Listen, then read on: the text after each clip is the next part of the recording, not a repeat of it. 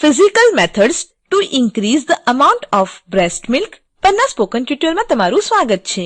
આ ટ્યુટોરિયલમાં આપણે શીખીશું શારીરિક પદ્ધતિનો ઉપયોગ કરીને કેવી રીતે છાતીના દૂધની માત્રાને વધારવી.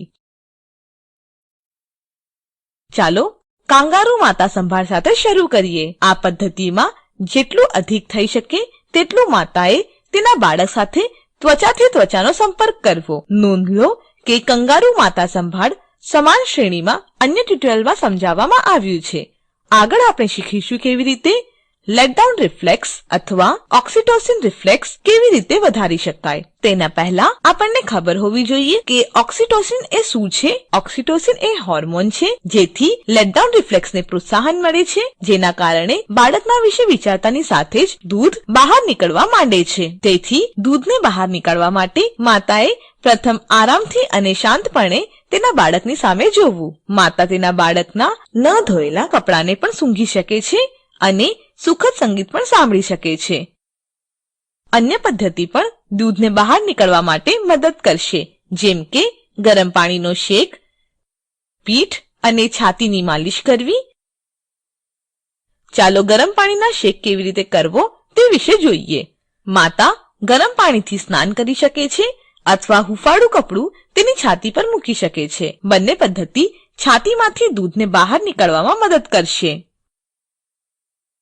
આગળ ચાલો માલિશ વિશે શીખીએ. પીઠ અને છાતીની નસ એક જ હોવાથી પીઠ અને ગરદનની માલિશ કરવાથી દૂધ મુક્ત રીતે વહેવામાં મદદ મળશે.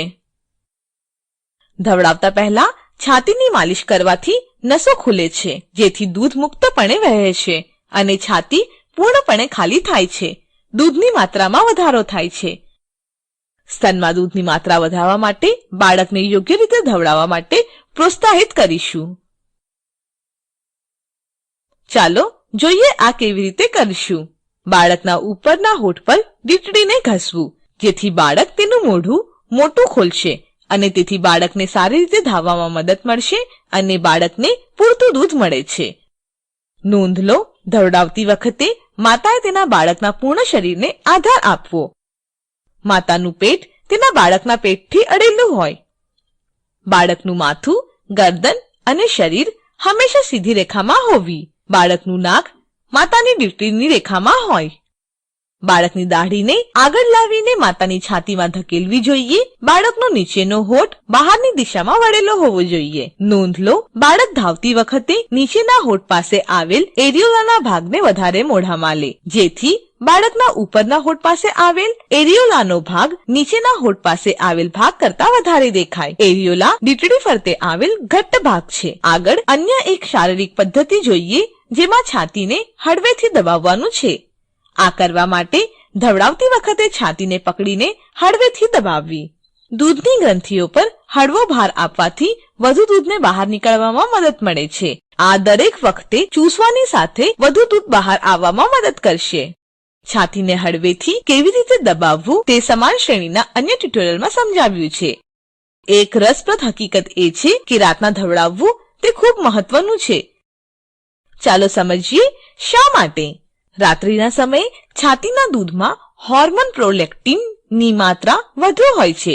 જ્યારે બાળક રાત્રિના સમયે વધુ ધાવે છે તો ધાવતી વખતે દૂધની માત્રામાં વધારો થાય છે, જે બાળકના વિકાસમાં મદદરૂપ થાય છે. વારે ઘડીએ ધવડાવવાથી છાતીના દૂધની માત્રા વધારવામાં મદદ કરશે. બાળકને 24 કલાકમાં ઓછામાં ઓછું 10 થી 12 વખત અને રાત્રિના સમયે અંદાજે 2 થી 3 વખત ધવડાવવું જોઈએ. બાળકને ભૂખ્યું રાખવું નહીં.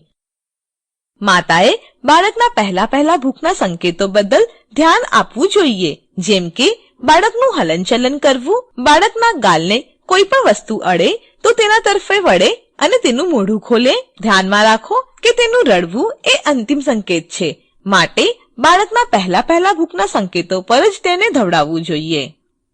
પછીનું આવતું દૂધ પણ કાઢવું ખૂબ જરૂરી છે. પછીનું દૂધ એ ઘટ્ટ દૂધ હોય છે, જે છાતીના પાછલા ભાગમાં સંગ્રહાયેલું હોય છે. જે ચરબીયુક્ત હોય છે, આ ઘટ્ટ હોય છે. તેથી માતાએ એ વાતની ખાતરી કરવી જોઈએ કે તેણે એક છાતીને પૂર્ણપણે ખાલી કરીને પછી જ બીજી છાતીથી બાળકને ધવડાવવું જોઈએ. ચાલો હવે ધવડાવ્યા બાદ છાતીમાંથી દૂધ દબાવીને કાઢવા વિશે ચર્ચા કરીએ. આ પદ્ધતિમાં માતા પોતાની હાથેથી છાતીને દબાવીને દૂધ કાઢે છે. આ કરવા માટે માતાએ તેની આંગળી અને અંગૂઠાને એરિયોલાની કિનારી અને છાતીની ચામડી પર રાખવી જોઈએ. ત્યારબાદ એરિયોલાને હળવેથી છાતીના અંદરની તરફ દબાવવું જોઈએ. દબાવવું અને છોડવું. બાળકે પૂર્ણપણે ધાવીને છાતીને ખાલી કર્યા બાદ પણ આ કરાય છે. માતાએ 2 વખત ધવડાવવાના વચ્ચે પણ દૂધ કાઢવું જોઈએ. વારે ઘડીએ દૂધ કાઢવાથી છાતીમાં દૂધની માત્રામાં વધારો થશે. આપેલ બાબત હંમેશા ધ્યાનમાં રાખો. નિપ્પલ શીલ્ડ અને ફોર્મ્યુલા દૂધને આપવાનું ટાળો. તેથી માતાનું દૂધ કમી થશે. ગાય અથવા બકરીનું દૂધ અને ફોર્મ્યુલા દૂધ આપવાનું નહીં. નિપ્પલ શીલ્ડ આપવું નહીં, જેનાથી બાળકને છાતીથી સીધું ધાવવામાં મૂંઝવણ થશે. નોંધ લો, જ્યારે પણ બાળક પહેલા ભૂખના સંકેત આપે છે, બાળકને તરત જ ધવડાવો. સ્વાસ્થ્ય કાર્યકરે માતાને યોગ્ય ધવડાવવાની પદ્ધતિ શીખડાવીને તેનો આત્મવિશ્વાસ વધારવો. એ વાતની ખાતરી કરવા માટે કે બાળકનું વજન દરરોજ 25 થી 30 ગ્રામ જેટલું વધી રહ્યું છે, તે માટે દરરોજ બાળકના વજનની નોંધ લેવી. આપણે હવે physical methods to increase the amount of breast milk ટ્યુટોરિયલના અંતમાં પહોંચી ગયા છે. IIT બોમ્બે તરફથી ભાષાંતર અને રેકોર્ડિંગ કરનાર હું જ્યોતિ સોલંકી વિદાય લઉં છું. જોડાવા બદલ આભાર.